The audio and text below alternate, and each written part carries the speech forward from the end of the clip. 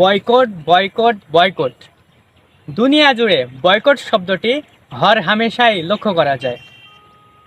কখনো সিনেমা, কখনো পণ্য কিংবা ব্যক্তি আমাদের মন মতো না হলে আমরা বলে থাকি বয়কট। কিন্তু এই বয়কট শব্দটি কোথা থেকে আসলো? আপনার কখনো কি জানতে ইচ্ছা হয় নাই?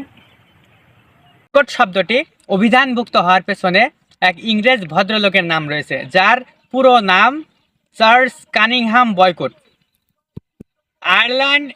আয়ারল্যান্ডের বর্গা চাষি সহ স্থানীয় লোকজন তাকে এক ঘরে করে দেয় তার কীর্তিকলাপের জন্য।